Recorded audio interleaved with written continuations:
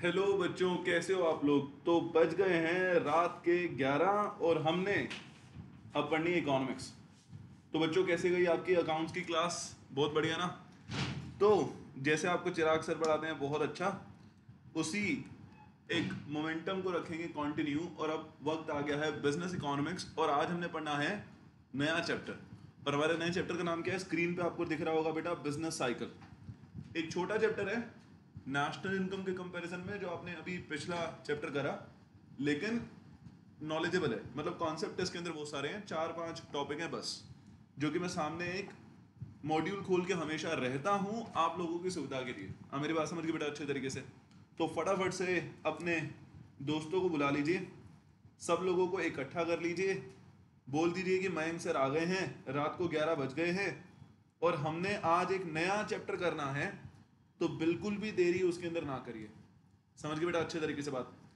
Business cycle chapter का नाम है। जल्दी फटाफट से सबको बुला लो यार, जल्दी फटाफट से सबको बुला लो। ये सामने आपके मॉड्यूल में स्क्रॉल कर रहा हूँ, ठीक है? क्या क्या इसके अंदर है आपको पता चल जाएगा। और मैक्सिमम 2 क्लासेस लगेंगी इस चैप्टर को करने के लिए। हमारी स्पीड भी एक अच्छी रहती है, और दूसरा कारण ये चैप्टर छोटा है, तो मैक्सिमम 2 क्लासेस लगेंगी, ठीक है जी। जैसे चलिए सबसे पहले ना मीनिंग डिस्कस करते हैं, तब तक क्या पता बाकी के लोग आ जाएं। तो बिजनेस साइकिल का मतलब क्या होता है बेटा? बिजनेस साइकिल यानी कि different phases of business, contraction phase, expansion phase, trough या फिर पीक, जहां पे एक्चुअली में बिजनेसेस को इम्पैक्ट पहुंचता है, क्योंकि market rate, inflation rate, GDP, per capita income उन फेसेस की वजह से चेंज होती है। अब मेरी बात समझ गए? मतलब हम जनरली समझते हैं कि जो बिजनेस साइकिल है एक ऐसा कॉन्सेप्ट है जो कि हम पढ़ते हैं, और बिजनेस साइकिल चेंज हो रही है और उसका इम्पैक्ट हमारे वेलबींग के ऊपर नहीं है। ये गलत है, ऐसा नहीं है। बिजनेस साइकिल का कोई भी फेज चल रहा होगा अगर, तो हमारे ऊपर उसका इम्पैक्ट जरूर पड़ेगा, हमारे वेलबींग के ऊपर इम्पैक्ट जरूर पड़ेगा। मतलब हमारे कंज्यूमर की बात कर रहा हूं मैं, ठीक है? अगर आप एक आम इंसान हो, हमारे देश के अंदर जो भी बिजनेस साइकिल का फेज चल रहा होगा उसकी वजह से आपके स्टैंडर्ड ऑफ लिविंग को इम्पैक्ट पहुंचेगा ही, आपके वेलबींग को एक इम्पैक्ट पहुंचेगा ही। अब मेरी बात समझ के बेटा अच्छे तरीके से। सो बिजनेस साइकिल क्या है, और बिजनेस साइकिल क्या प्रिडिक्ट कर सकते हैं हम? क्या पता लगाया जा सकता है कि एक्सपेंशन फेस आ रहा है या फिर कॉन्ट्रेक्शन फेस आ रहा है?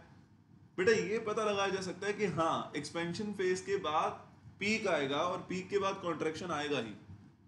इस चीज को कोई नहीं रोक सकता, बट कब आएगा और कौन सा फेस कितना बड़ा हो सकता है ये किसी को नहीं पता। अब मेरी बात समझ गए? लेंथ जो होती है किसी फेस की, उसको प्रिडिक्ट करना बहुत मुश्किल है। अब मेरी बात समझ गए? जैसे मैं आपको बता रहा था कि बिजनेस साइकिल और मॉड्यूल के अकॉर्डिंग देखा जाए तो बिजनेस साइकिल की 4 फेसेस हैं। ये हमारा बिजनेस साइकिल है बेटा। आज हमने नया चैप्टर शुरू करा है, चैप्टर नंबर 5 है मॉड्यूल के हिसाब से। और बिजनेस साइकिल की 4 फेसेस हैं। कौन कौन सी है? एक्सपेंशन, एक्सपेंशन होते होते जब हम पहुंच जाते हैं टॉप पे तो उसको बोलते हैं पीक। पीक के बाद आता है कॉन्ट्रैक्शन, और कॉन्ट्रैक्शन के बाद आता है लोएस्ट पॉइंट यानी कि ट्रफ। अब मेरी बात समझ के बेटा अच्छे तरीके से, लोएस्ट पॉइंट यानी कि ट्रफ। समझ के बेटा अच्छे तरीके से बात बोलो, हाँ या ना? पक्का? एक्सपेंशन, पीक, कॉन्ट्रैक्शन और ट्रफ। दोबारा बताइएगा, एक्सपेंशन, पीक, कॉन्ट्रैक्शन और ट्रफ, ये 4 फेसेस हैं। समझ गए दोस्तों अच्छे तरीके से बात बोलो, हाँ या ना? तो इसी के बारे में हमने पढ़ना है। बिजनेस साइकिल जिसका दूसरा नाम होता है बेटा ट्रेड साइकिल, ये भी ध्यान रखना, बिजनेस साइकिल का दूसरा नाम होता है ट्रेड साइकिल, ठीक है? उसके फीचर्स हमने पढ़ने हैं, उसके रीजन हमने पढ़ने हैं, और ये टॉपिक फिर दोबारा से एक ऐसे ही हल्का फुल्का टॉपिक है कि बिजनेस साइकिल का डिसीजन मेकिंग में क्या रेलेवेंस है, यानी कि क्या इंपॉर्टेंस है ना जी? 3-4 मिनट हो गए बेटा क्लास शुरू हुए। आशा करता हूं कि सब लोग आ चुके हैं क्लास लेने के लिए। अगर कोई नहीं आया तो उसको इन्फॉर्म कर दीजिए कि क्लास स्टार्ट हो गई है।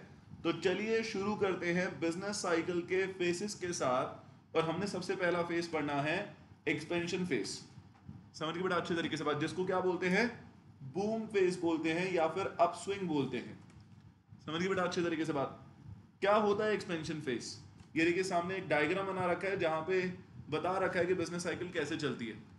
अगर एक्सपेंड कर रही है इकोनॉमी, बेटा कॉन्ट्रेक्शन पे भी जाएगी कभी ना कभी, बट लोएस्ट पॉइंट पहुंचने के बाद वो चीज रिवर्स होगी और दोबारा से वो चीज एक्सपेंशन पे जा सकती है। अब मेरी बात समझ गए बेटा अच्छे तरीके से? पक्का? बिजनेस साइकिल जो है वो फ्लक्चुएट करता रहता है। हमेशा एक्सपेंशन फेस नहीं रहेगी, कॉन्ट्रैक्शन भी आएगा और दोबारा से एक्सपेंशन भी आएगा, तो उसके अंदर कोई दिक्कत वाली बात नहीं है। समझ के बेटा अच्छे तरीके से बात। सबसे पहले एक्सपेंशन फेज के बारे में बात करते हैं, ठीक है। और मैं अलग अलग पॉइंट इसको बनाऊंगा आपके लिए, अगर आपने नोट डाउन करना है तो आप नोट डाउन भी कर सकते हो। जैसे पॉइंट नंबर 1, बेटा एक्सपेंशन फेज एक ऐसा फेज होता है जहां पे ये सारी चीजें बढ़ती हैं। कंट्री का नेशनल आउटपुट बढ़ता है, एम्प्लॉयमेंट बढ़ती है, एग्रीगेट डिमांड बढ़ता है, कंज्यूमर एक्सपेंडिचर बढ़ता है, sale profit, stock prices, bank credit, सब कुछ बढ़ता है। इकोनॉमी के अंदर जब एक्सपेंशन फेस आता है उसका मेन रीजन हो सकता है कंज्यूमर एक्सपेंडिचर, यानी कि जो हम लोग खर्चा करते हैं। आपको पता है हमारा खर्चा, मैंने आपको बताया था वैसे नेशनल इनकम में कितना ज्यादा मैटर करता है एक देश चलाने के लिए, क्योंकि आपका खर्चा किसी दूसरे इंसान के लिए जो दुकान खोलकर बैठा है इनकम है, उस दूसरे इंसान के लिए वो रेवेन्यू हो रहा है, उसको पैसा मिल रहा है, उसका बिजनेस बढ़ रहा है, और उस बिजनेस की वजह से हमारे कंट्री की जीडीपी बन रही है। तो कंज्यूमर एक्सपेंडिचर बहुत इंपॉर्टेंट है। मतलब अगर जितने ज्यादा कंज्यूमर पैसा खर्च करेंगे उतना ज्यादा किसी का बिजनेस चलेगा, किसी का धंधा चलेगा, धंधा चलेगा तो देश चलेगा। अब मेरी बात समझ के बेटा अच्छे तरीके से।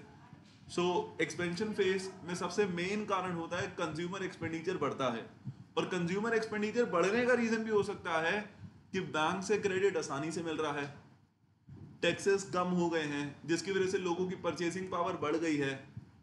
अब मेरी बात समझ रहे हो, जिसकी वजह से बिजनेस की कमाई बढ़ती है और नेशनल आउटपुट बढ़ता है, नेशनल इनकम बढ़ती है। समझ के बेटा अच्छे तरीके से बात। तो इसको क्या बोलते हैं, इसको बोलते हैं एक्सपेंशन फेज। और अगर हमारी कंट्री का नेशनल आउटपुट बढ़ेगा, हमें ज्यादा लोगों की जरूरत पड़ेगी, ज्यादा लेबर की जरूरत पड़ेगी, तो बेटा एम्प्लॉयमेंट बढ़ेगी हमारी कंट्री में। समझ गए अच्छे तरीके से बात, बोलो हाँ ना पक्का। सो एक्सपेंशन फेज का मतलब जहां पे कंज्यूमर एक्सपेंडिचर बढ़ेगा, सारे लोग पैसा खर्च कर रहे हैं, मार्केट में जा रहे हैं, कपड़े खरीदने हैं, कार खरीदने हैं, इंस्टीट्यूट में एडमिशन ले रहे हैं, किसी स्पोर्ट्स एक्टिविटी के अंदर एंगेज हो रहे हैं और पैसे लगा रहे हैं। अब मेरी बात समझ के बेटा अच्छे तरीके से, किसी दूसरे के लिए वो कमाई हो रही है, किसी दूसरे के पर्सपेक्टिव से वो इनकम है, ठीक है बेटा। और फिर क्या हो रहा है, बिजनेस चल रहा है, बिजनेस को ज्यादा प्रोडक्शन करनी पड़ेगी तो एम्प्लॉयमेंट भी होगी, तो ये सब होगा। अब मेरी बात समझ गए।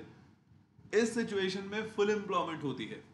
So this is a situation of full employment. जैसे ये वाला जो पॉइंट है, ये तो हो गया पहला पॉइंट कि एक्सपेंशन फेज में क्या होता है। दूसरा पॉइंट है बेटा फुल एम्प्लॉयमेंट होना। समझ गए अच्छे तरीके से बात। फुल एम्प्लॉयमेंट मतलब it is a situation where all those people who are willing and able to work are getting some work at the market wage rate। एक ऐसे सिचुएशन जहां पे वो लोग जो कि काम करने की क्षमता और इच्छा रखते हैं, उन लोगों को काम भी मिल रहा है। इसको क्या बोलते हैं, इसको बोलते हैं फुल एम्प्लॉयमेंट। समझ गए, क्योंकि प्रोडक्शन ज्यादा हो रही है तो लोगों को काम मिलना लाजमी सी बात है। समझे मेरी बात बेटा अच्छे तरीके से। क्या बोला मैंने, क्योंकि प्रोडक्शन ज्यादा हो रही है तो लोगों को काम मिलना लाजमी सी बात है, मिलेगा ही काम। हमारे पास समझ के बेटा अच्छे तरीके से बोलो हाँ ना पक्का। सो फुल एम्प्लॉयमेंट होगी पक्का, कोई दिक्कत वाली बात नहीं है। एग्जाम्पल, अगर कोई राम नाम का लड़का है 25 साल का, उसने एमबीए करा हुआ है या सीए करा हुआ है, और वो विलिंगनेस रखता है काम करने की, एबिलिटी है उसके अंदर काम करने की, ऑब्वियसली उसको काम मिले, और ऐसे हर एक नौजवान को काम मिले, उसको फुल एम्प्लॉयमेंट बोलते हैं। समझ के बेटा अच्छे तरीके से बात पक्का, कोई दिक्कत वाली बात तो नहीं है। सो 2 पॉइंट मैंने आपको बताए। एक्सपेंशन फेज में नेशनल आउटपुट, बैंक का credit, consumer expenditure, employment, stock सब बढ़ता है, और उसकी वजह से एम्प्लॉयमेंट बढ़ती है, फुल एम्प्लॉयमेंट हो जाती है। बट एक बड़ा इंपॉर्टेंट कॉन्सेप्ट है कि इन केस ऑफ फुल एम्प्लॉयमेंट क्या हमारे देश के अंदर जीरो अनएम्प्लॉयमेंट हो जाती है? नहीं। Full employment does not mean, full employment का मतलब नहीं होता, full employment does not mean zero unemployment. Full employment does not mean zero unemployment. बात समझ रहे भाई? फुल एम्प्लॉयमेंट अगर हो भी गई एक्सपेंशन फेज में, तो इसका मतलब ये नहीं है कि सब लोगों के पास काम है, ये थोड़ा मतलब है। फुल एम्प्लॉयमेंट में भी अनएम्प्लॉयमेंट रहती है। ये दो नेचुरल टाइप ऑफ अनएम्प्लॉयमेंट तो है ही हमेशा। क्या बोला मैंने? ये दो नेचुरल टाइप ऑफ अनएम्प्लॉयमेंट तो है ही हमेशा, दो नेचुरल अनएम्प्लॉयमेंट तो है ही हमेशा। समझ गए बेटा अच्छे तरीके से बात? कौन सी बेटा? एक है फ्रिक्शनल अनएम्प्लॉयमेंट और एक है स्ट्रक्चरल अनएम्प्लॉयमेंट। समझ गए अच्छे तरीके से बात? फ्रिक्शनल और स्ट्रक्चरल अनएम्प्लॉयमेंट। समझ गए बेटा अच्छे तरीके से बात? बोलो हाँ या ना? पक्का? कौन सा बोला मैंने, दोबारा बताना। फ्रिक्शनल और स्ट्रक्चरल अनएम्प्लॉयमेंट, ये दो तो है ही 100%। समझ गए बेटा अच्छे तरीके से बात? फ्रिक्शनल अनएम्प्लॉयमेंट क्या होती है बेटा? फ्रिक्शनल अनएम्प्लॉयमेंट होती है, हाँ जी, फ्रिक्शनल अनएम्प्लॉयमेंट होती है टेम्परेरी अनएम्प्लॉयमेंट। मतलब कि टेम्परेरी अनएम्प्लॉयमेंट। फ्रिक्शनल अनएम्प्लॉयमेंट का मतलब टेम्परेरी अनएम्प्लॉयमेंट, मतलब कि जब एक इंसान एक जॉब को छोड़ता है और कोई दूसरी जॉब ज्वाइन करता है तो फ्रिक्शनल अनएम्प्लॉयमेंट होती है। समझ गए बेटा अच्छे तरीके से बात? जैसे मान लो कि मेरा एक दोस्त है जिसका नाम है जसमीत, उसने 15 जून को एक जॉब छोड़ी, दूसरी जगह उसने ज्वाइन करा, उन्होंने बोला 1 जुलाई से आ जाना। अब 15 दिन के लिए जसमीत अपने घर के काम निपटा रहा है और पहाड़ों में घूमने के लिए चला गया। 15 दिन के लिए वो फ्रिक्शनली अनएम्प्लॉयड है, टेम्परेरी है, 1 जुलाई से तो उसने काम पे जाना ही है। इसको बोलते हैं फ्रिक्शनल अनएम्प्लॉयमेंट। या फिर कुछ लोग काम करते करते मेटर्नल लीव्स लेते हैं, पेटर्नल लीव्स लेते हैं, इसको भी बोलते हैं क्या? इसको भी बोलते हैं फ्रिक्शनल अनएम्प्लॉयमेंट। समझ गए बेटा अच्छे तरीके से बात? या एक और एग्जांपल, जैसे मान लीजिए कि मैं एक फैक्ट्री का मालिक हूं और लेबर को मैंने हायर करा हुआ है, बट जहां से मटेरियल लाना होता है, due to some political circumstances रास्ते में मटेरियल, रॉ मटेरियल अटक गया। क्या पता एक बॉर्डर पार ना करने दे रही हो कोई सरकार या कोई पुलिस, या फिर रास्ते में जाम काफी ज्यादा है, 2-3 दिन लेट हो गया। अब जितनी लेबर फैक्ट्री के अंदर बैठी हुई है वो आराम से रिलैक्स कर रहे हैं, रिजल्ट आ गया, जो भी उसको देख रहे हैं आराम से कि कौन जीता कौन नहीं, और एंजॉय कर रहे हैं, T20 वर्ल्ड कप देख रहे हैं। अब वो सारे लोग 2-3 दिन के लिए बिल्कुल खाली हैं, तो उनको भी बोलोगे frictional unemployment. So frictional unemployment को आप टाल नहीं सकते। Even in case of full employment there is some level of unemployment, that is frictional unemployment. समझिए बेटा अच्छे तरीके से बात? पक्का? सो टेम्परेरी अनएम्प्लॉयमेंट होती है एक्सपेंशन फेज में भी। एग्जाम्पल इसका क्या है?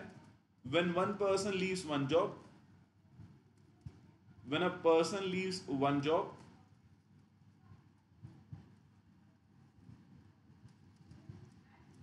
and joins another। When a person leaves one job and joins another, इसको क्या बोलते हैं? इसको बोलते हैं फ्रिक्शनल अनएम्प्लॉयमेंट।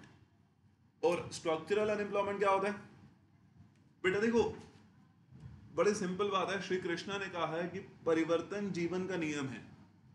तो इसका मतलब मार्केट भी चेंज होती रहेगी और बिजनेस करने के, काम करने के तरीके भी चेंज होते रहेंगे, और मार्केट के अंदर जैसे लोगों की आवश्यकता है वो लोग भी चेंज होते रहेंगे। अब मेरी बात समझ रहे हो? फ्रिक्शनल अनएम्प्लॉयमेंट एक वन ऑफ द टाइप है। स्ट्रक्चरल अनएम्प्लॉयमेंट बड़ा फेवरेट है मेरा, क्योंकि बड़ी नॉलेज वाली बात बताता है ये। समय के साथ साथ जो लोगों के पास स्किल्स होती हैं, कभी कभी वो पुरानी पढ़ना शुरू हो जाती हैं और उनको according to requirement of the situation उसको चेंज करना होता है, अपग्रेड करना होता है। काफी लोग उसको अपग्रेड नहीं कर पाते हैं, तो फिर मार्केट में जो जॉब चेंज हो जाती है और उसके ऊपर जो रिक्वायरमेंट होती है वो चेंज हो जाती है, तो उसके अनुसार उनको काम नहीं मिलता। तो इस चीज को क्या बोलते हैं? इस चीज को बोलते हैं, बिल्कुल सही समझा आपने, स्ट्रक्चरल अनएम्प्लॉयमेंट। एक बार दोबारा से समझाता हूं। जैसे मान लीजिए कि मेरी एक दोस्त है और मेकअप आर्टिस्ट का उसने कोर्स करा, लेकिन ना उसने बेसिक लेवल करा था, कोई वन ऑफ द इंस्टीट्यूशन होगा लैक्मे का, यही हमारे इंस्टीट्यूट के पास ही, वहां से उसने करा था।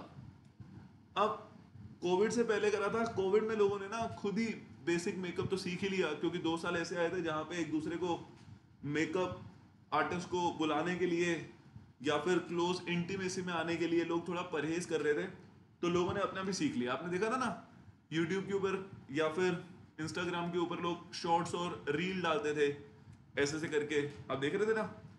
तो मतलब इस तरीके के लोग अपने खुद मेकअप कर लेते थे।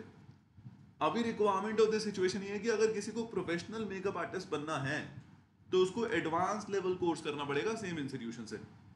अब मेरी दोस्त ने वो नहीं करा, तो कोविड से पहले जो उसको आराम से नौकरी मिल गई थी, कोविड के बाद उसको नौकरी मिलने में परेशानी हो रही है। अगर वो अपनी स्किल को अपग्रेड नहीं करेगी, अगर वो जो एडवांस लेवल वाला कोर्स नहीं करेगी, तो नौकरी मिलना मुश्किल है।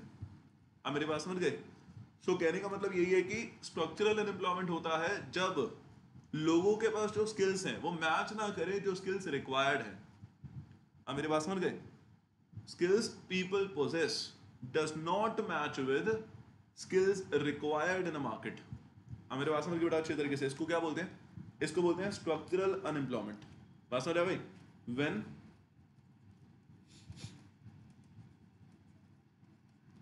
skills people possess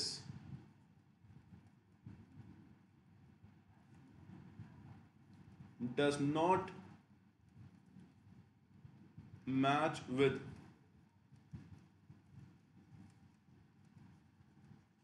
skills required। क्या बोला मैंने? skills people possess does not match with skills required। समझ गए बेटा अच्छे तरीके से बात? इसको क्या बोलते हैं? इसको बोलते हैं स्ट्रक्चरल अनएम्प्लॉयमेंट। दोबारा बताना, when skills people possess does not match with skills required, इसको क्या बोलते हैं? इसको बोलते हैं स्ट्रक्चरल अनएम्प्लॉयमेंट। समझ गए बेटा अच्छे तरीके से बात? पक्का 100% है ना? इसका दूसरा एग्जांपल देता हूँ। जैसे मान लो कोविड के समय पे एक बहुत बड़ा चेंज आया। अभी ना इतना ज़्यादा ऑनलाइन क्लासेस या यूट्यूब या फिर किसी वो दूसरे प्लेटफॉर्म के ऊपर क्लास लेना बिफोर कोविड इतना ज़्यादा ट्रेंडिंग नहीं था, फेमस नहीं था। तो ना काफ़ी ऐसे टीचर भी थे जिनको टीचिंग स्किल्स तो बहुत अच्छी है, अपने सब्जेक्ट के ऊपर पूरा होल्ड है, उनकी ऑफलाइन क्लासेस बहुत अच्छे तरीके से चल रही थी। बट कोविड ने थोड़ा सा सर्कमस्टांसेस को चेंज कर दिया।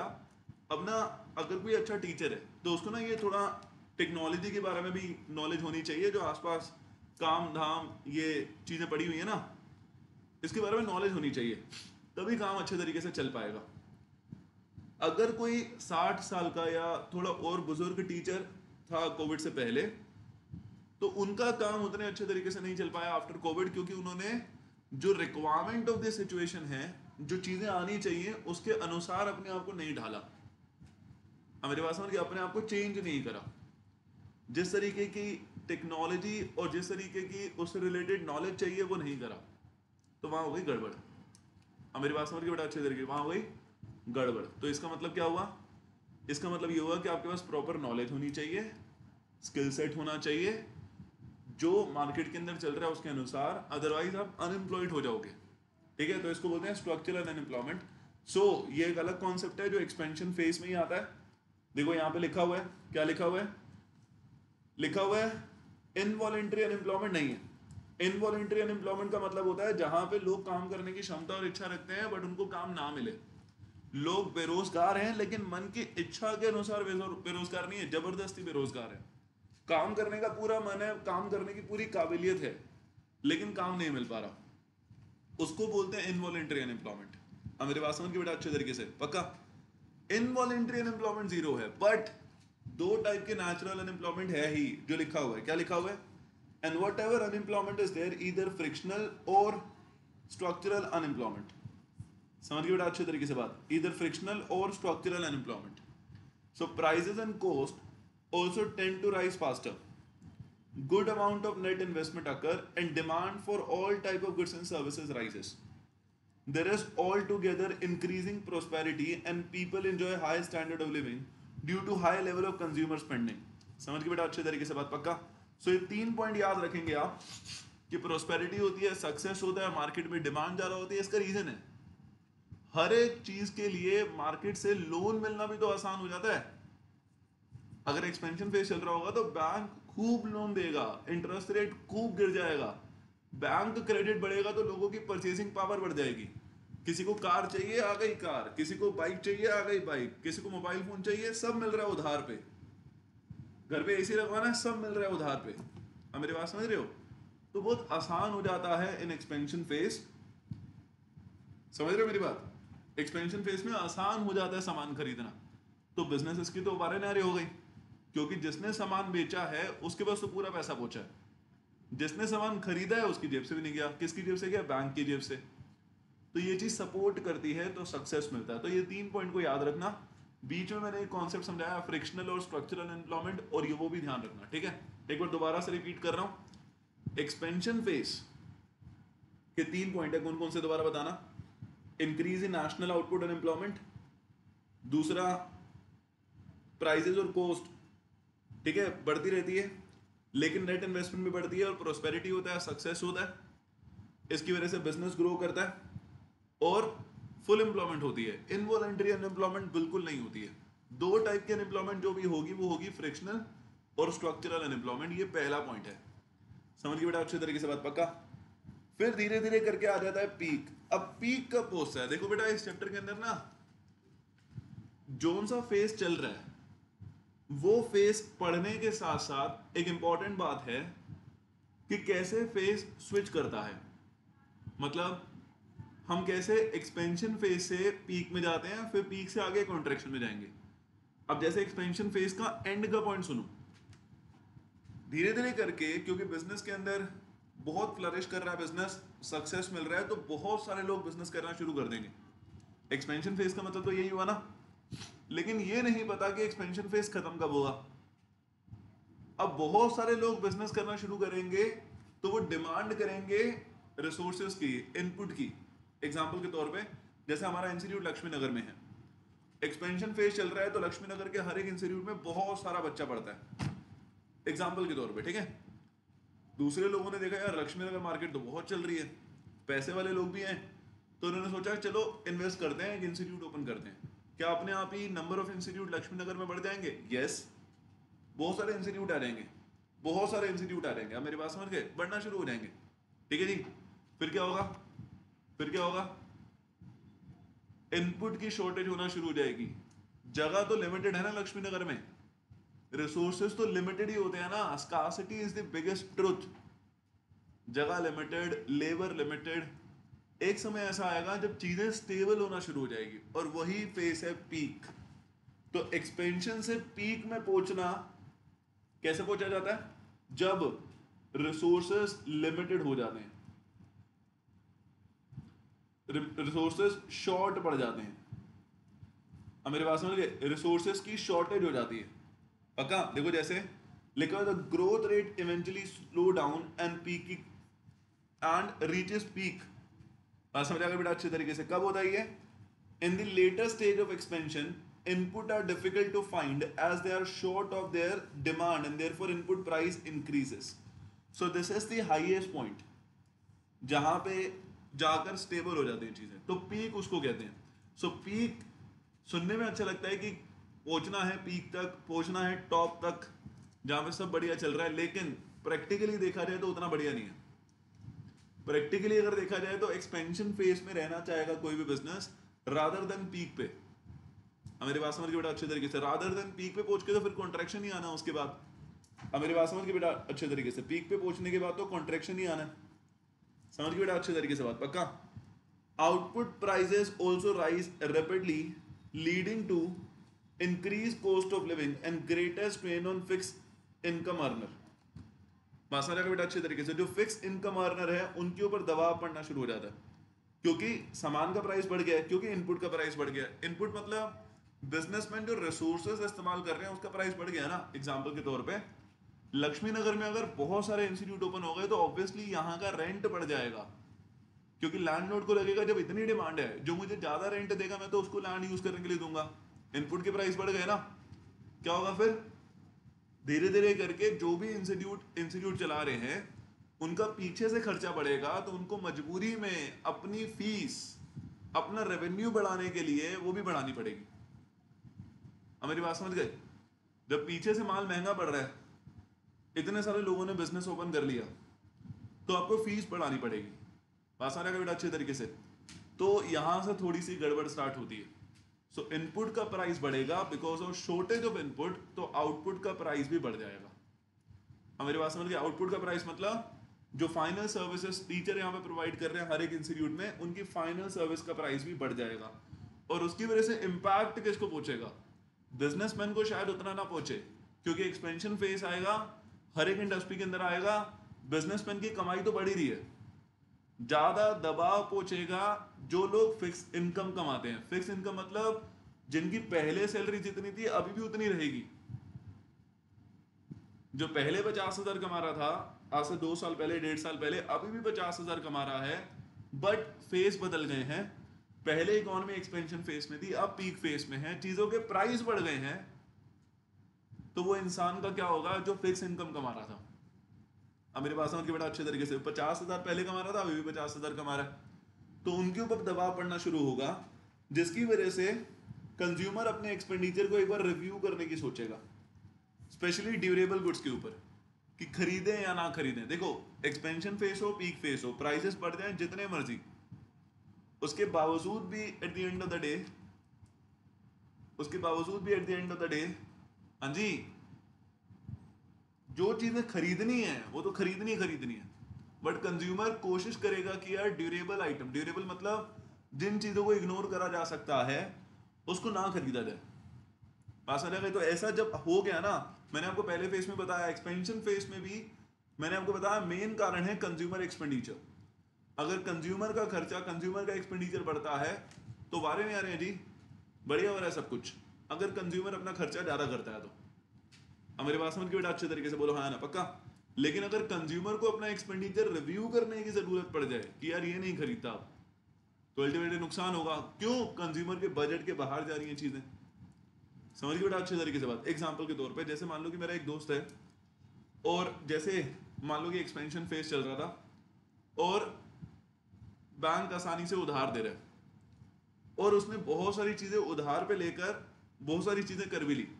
कार ले लिया बैंक से लोन लेकर, हाउस लोन लिया, घर ले लिया, शादी करी, उसके ऊपर भी उसने उधार ले लिया, बैंक से लोन करवा लिया 2 साल का, हनीमून पे गया उसने लोन करवा लिया। मतलब बड़ी सारी आजकल ऐप हैं जहां से 1-1 लाख का, 80-80 हजार का ट्रिप के लिए भी लोन मिल जाता है। मतलब बहुत सारी फाइनेंस फैसिलिटीज आजकल मार्केट में हैं।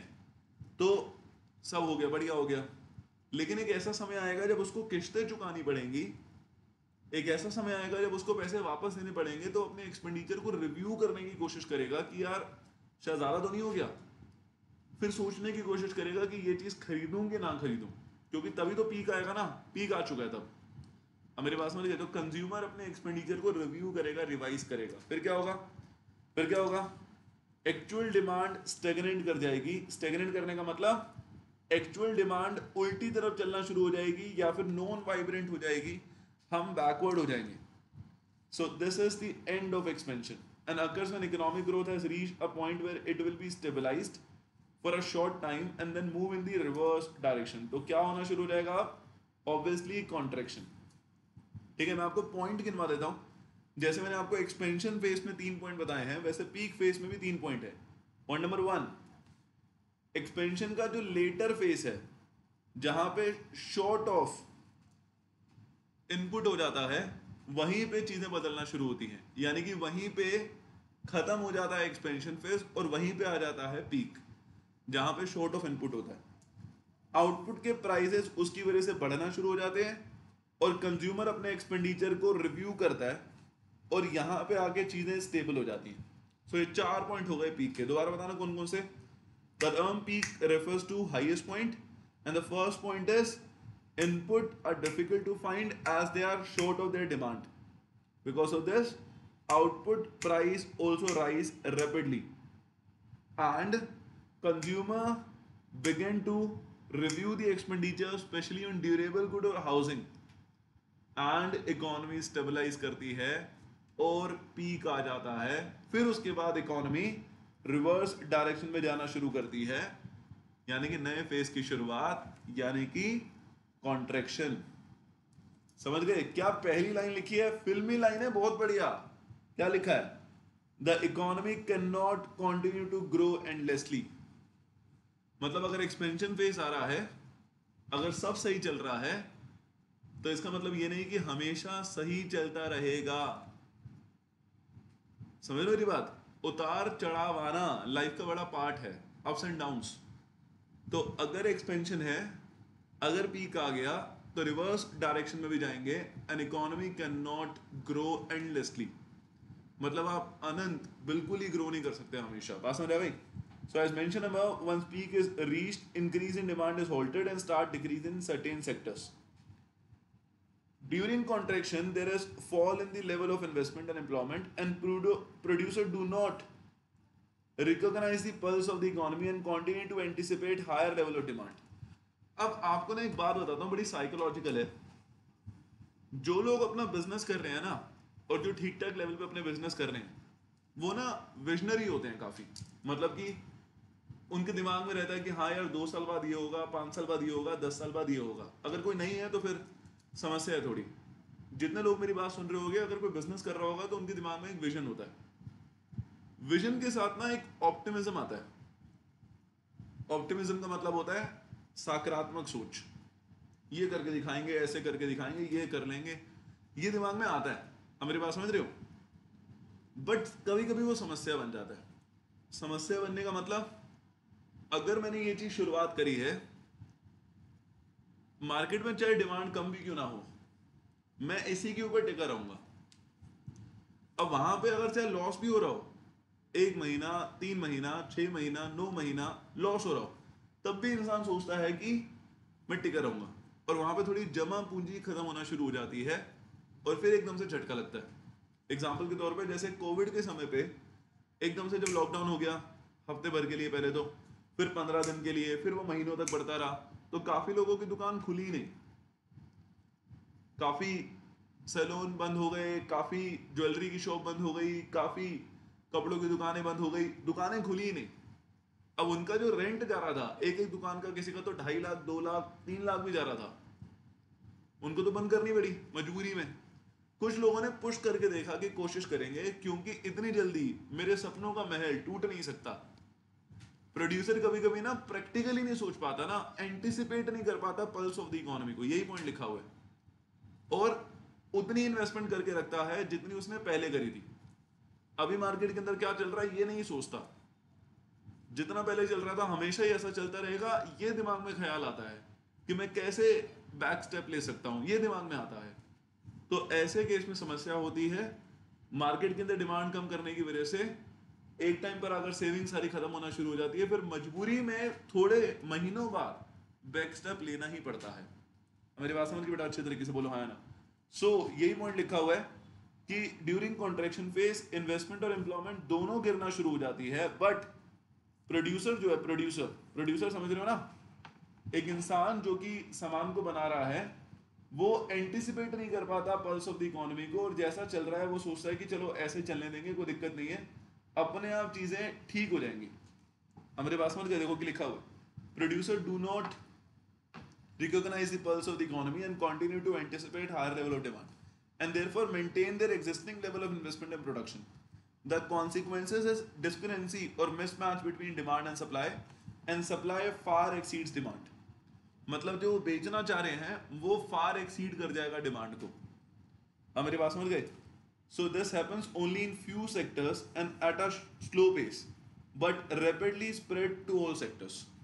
धीरे धीरे कुछ सेक्टर में होता है थोड़ा स्लो पेस के ऊपर, लेकिन धीरे धीरे हर एक सेक्टर के अंदर फैलना शुरू हो जाता है। अब मेरे पास समझ गए? So producer being aware of the fact that they have indulge in excessive investment and over production respond by holding back future investment plan, cancellation and stoppage of order for equipment and all type of input including labour.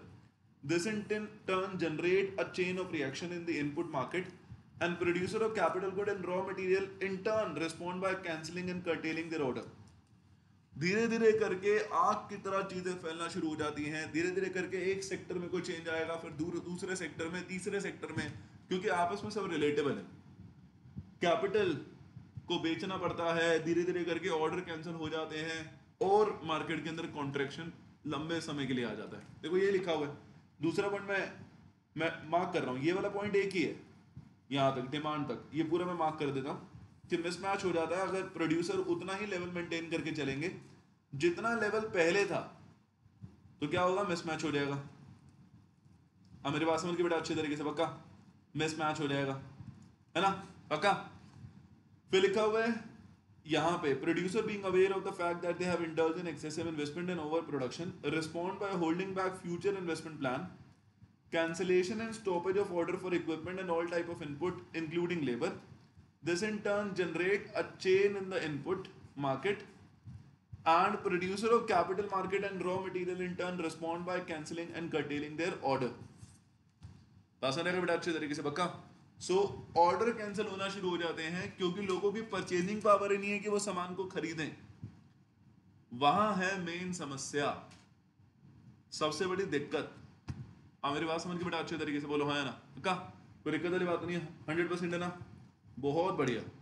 ठीक है जी, कितने point हो गए बेटा? 2 point हो गए. सबसे पहला पॉइंट यही कि रिकॉग्नाइज नहीं कर पाते पल्स ऑफ द इकोनॉमी को, सप्लाई डिमांड से बढ़ जाती है और धीरे धीरे करके जब इन्वेस्टमेंट ज़्यादा होती है धक्का लगना शुरू होता है, सारे सेक्टर आपस में कनेक्टेड होते हैं, चेन ऑफ मार्केट बन जाती है, इनपुट मार्केट के अंदर प्राइसेस चेंज होना शुरू हो जाते हैं और ऑर्डर कैंसिल होना शुरू हो जाते हैं, कर्टेल आउट होना शुरू हो जाते हैं. अब मेरी बात समझ के बेटा अच्छे तरीके से पक्का.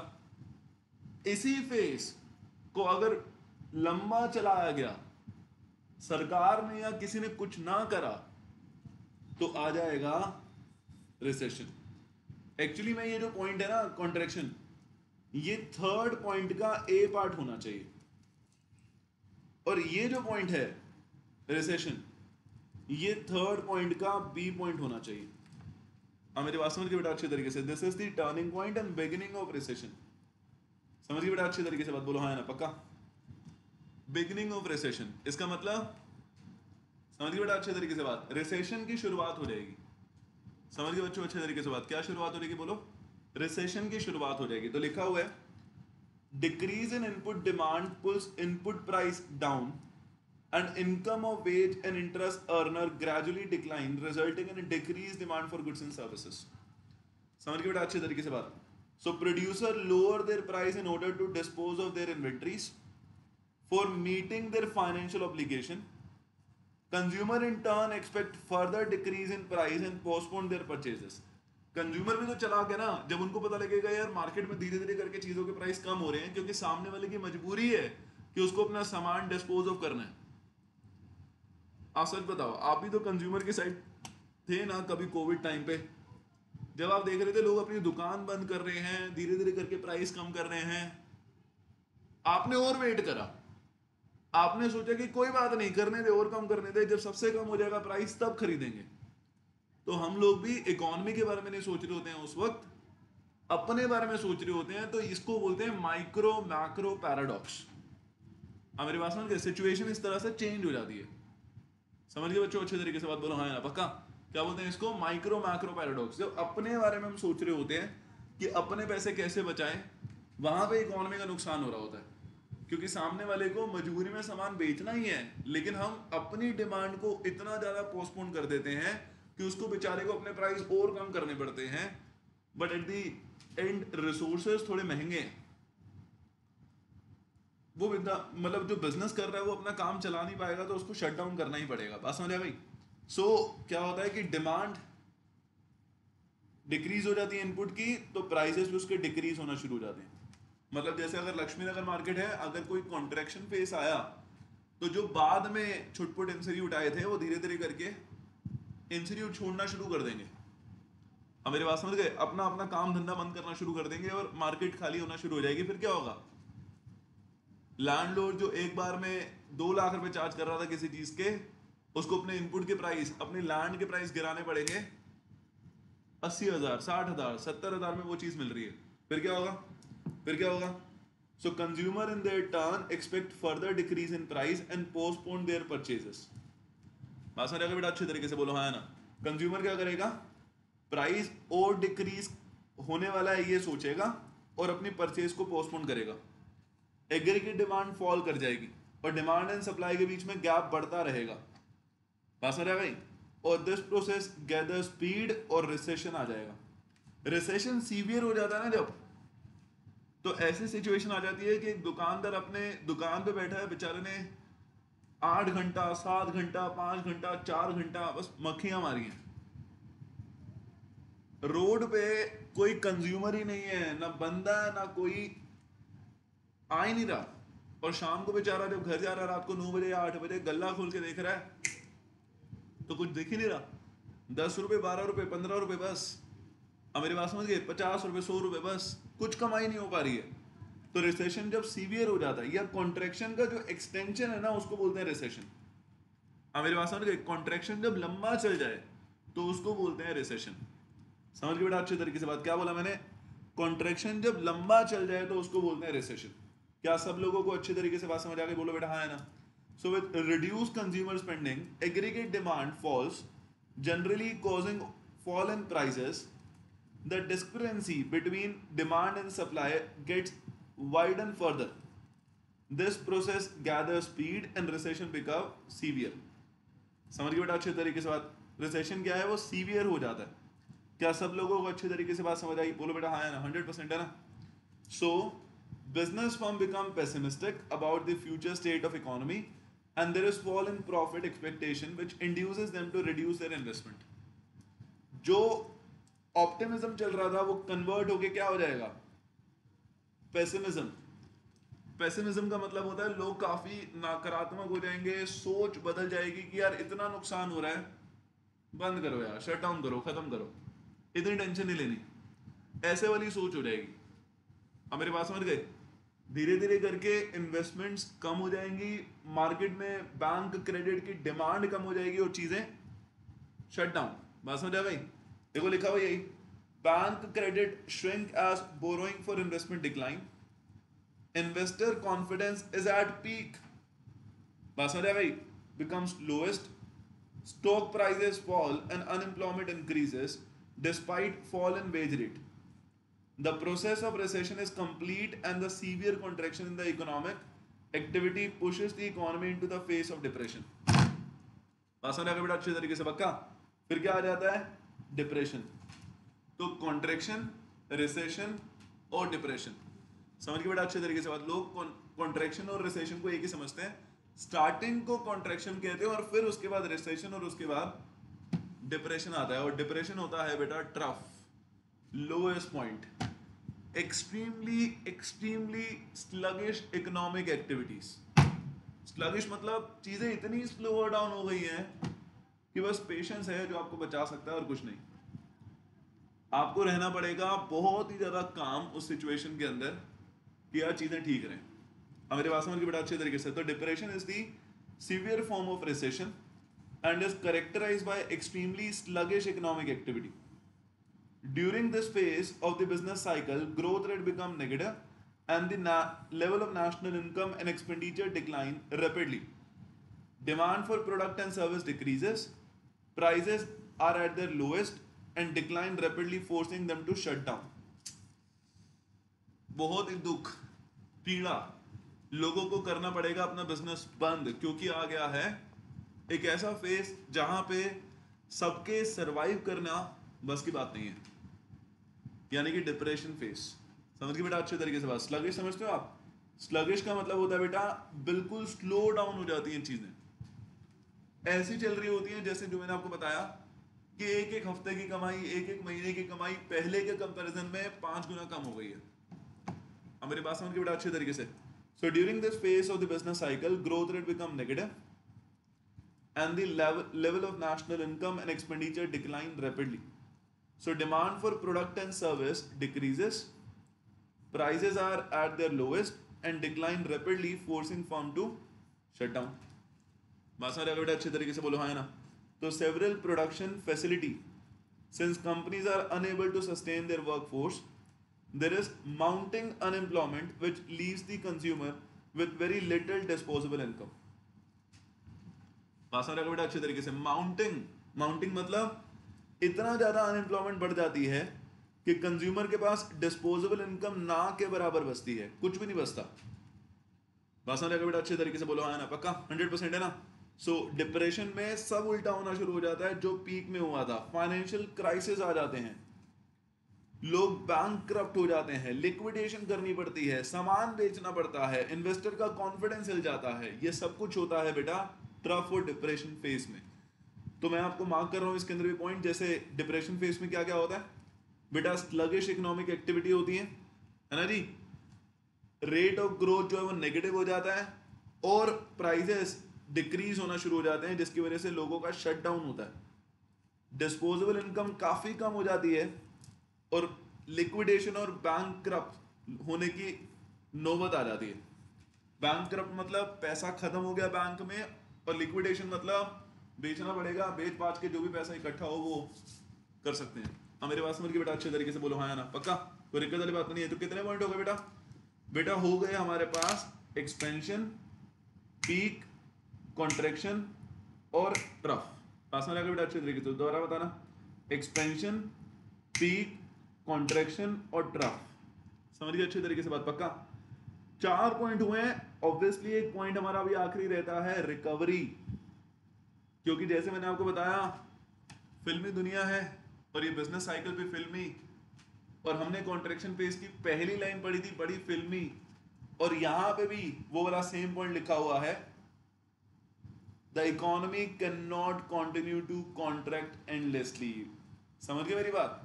जैसे ऊपर एक पॉइंट लिखा हुआ था कि इकोनॉमी हमेशा ग्रो नहीं कर सकती, लिखा हुआ था ना एक्सपेंशन फेज में, लिखा हुआ था ना। हाँ जी बच्चों, तो हाँ हम ये टॉपिक के ऊपर है ना, क्या कौन सा पॉइंट है? रिकवरी कौन कर सकता है? ऑब्वियसली जैसे मैं आपको बता रहा था, रिकवरी कर सकता है बेटा लेबर मार्केट। देखो अगर लेबर यानी कि जो लोग हैं वो थोड़ा बहुत एडजस्ट कर ले, और उनको पता है कि हाँ यार मार्केट के अंदर उतनी ज्यादा चीजों की डिमांड नहीं हो रही, तो वो थोड़ा बहुत एडजस्ट करके चीजों को समझ के अगर अपने प्राइसेस कम कर दे, अपनी फीस कम कर दे, अपनी लेबर चार्जेस कम कर दे, तो बात अलग है। हमारी बात समझ के बड़ा अच्छे तरीके से, कहने का मतलब यह है कि अगर मैं कोविड के समय पे रिसेशन आ गया, डिप्रेशन आ गया, और अपनी फीस ना कम करता, या बाकी के जितने टीचर्स हैं उन्होंने कम करी होगी क्योंकि हम लेबर मार्केट का पार्ट है, तो मार्केट में सरवाइव करना बहुत मुश्किल हो जाता। देखो ओवरऑल देखना पड़ता है इकोनॉमी का ट्रेंड कैसे चल रहा है, तो उसके हिसाब से अपने चार्जेस में, अपनी लेबर चार्जेस में थोड़े बहुत चेंजेस करने पड़ते हैं, ये ऑब्वियस बात है। अब मेरे पास समझ के बड़ा अच्छे तरीके से, तो कहने का मतलब क्या है कि रिकवरी कौन करवा सकता है? सिर्फ और सिर्फ लेबर मार्केट। देखो क्या लिखा हुआ है, रिकवरी का मीनिंग बता रखा है, it reaches the lowest level of economic activity called trough and start recovering. Recovered trough generally lasts for some time and mark the end of pessimism and the beginning of optimism. बात समझ आ गई? Optimism मतलब दोबारा से लोगों की सोच सकारात्मक होना शुरू हो जाती है, and this reverses the process. लिखा हुआ the process of reversal is initially felt in the labour market. Pervasive unemployment forces the worker to accept wages lower than the prevailing rate. The producer anticipate lower cost and better business environment. फिर उसके बाद क्या होता है? Obviously technology advancement होना शुरू होता है, बैंकिंग सिस्टम अच्छे तरीके से काम करना शुरू करता है, दोबारा से इन्वेस्टमेंट होना शुरू हो जाती है।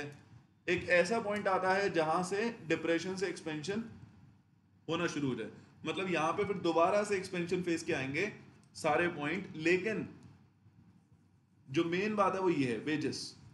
अगर लेबर अपने वेजेस एक्सेप्ट करना शुरू कर दे कि परवेसिव अनएम्प्लॉयमेंट हो रही है, अगर हमें मार्केट में सर्वाइव करना है तो हमें कम पैसों में काम करना पड़ेगा, थोड़ा सा एडजस्ट करना पड़ेगा, तो चीजें ठीक रहेंगी। अब मेरे बात समझ गए? लेकिन अगर कोई कारपेंटर है और कोई इलेक्ट्रिशियन है और वो ये सोचे यार जितना पहले हम पे कर रहे थे हम तो उतना ही पे करेंगे अभी भी, तो समस्या है। अब मेरी बात समझ के बेटा अच्छे तरीके से बोलो हाँ या ना, पक्का कोई दिक्कत वाली बात तो नहीं है? सो आपको रिकवरी वाला पॉइंट समझ आ गया? 100% है बच्चों? आपको रिकवरी वाला पॉइंट समझ आ गया? 100% है बच्चों, पक्का? तो 5 फेजेस ऑफ बिजनेस साइकिल आपको समझ आ गई? देखो बेटा 5 फेजेस ऑफ बिजनेस साइकिल कौन कौन सी है, दोबारा बता रहा हूं। पहला है एक्सपेंशन, फिर है पीक, फिर है कॉन्ट्रैक्शन, फिर है ट्रफ, फिर है रिकवरी, और उसके बाद खत्म। पास में जाएगा बेटा अच्छे तरीके से? देखो मैं हमेशा से यकीन करता हूं कि कुछ भी रश करके आपके सर के ऊपर से नहीं जाना चाहिए। अब मेरी बात समझ रहे हो? मतलब ऑब्वियसली सिर्फ और सिर्फ पढ़ाई होती है इस लेक्चर में, हम जनरली कॉन्सेप्ट के बारे में बात करते हैं, कोई ऐसी दूसरी चीज मेरे पास प्रिपेयर नहीं है कि मैं आके ये बोलूंगा या वो बोलूंगा, ऐसा कुछ भी नहीं है। तो आज की क्लास हम यहीं खत्म करते हैं बच्चों। क्यों? क्योंकि क्वालिटी ज्यादा मैटर करती है कि हमने कितना पढ़ा। अगली क्लास में मैं आपको बिजनेस साइकिल पूरा खत्म करवा दूंगा। अब मेरी बात समझ के बेटा अच्छे तरीके से। तो क्या हम मिलते हैं अगली क्लास में बिजनेस साइकिल के आगे। समझ के बेटा अच्छे तरीके से बात। क्योंकि अगला टॉपिक शुरू कराने पर आपके सर के ऊपर से वो ना जाना शुरू कर दे, तो इन 5 फेजेस ऑफ बिजनेस साइकिल को अगली क्लास तक रिवाइज करके रखिएगा। ठीक है बच्चों, बाय बाय, टेक केयर, अपना ख्याल रखें। ठीक है जी।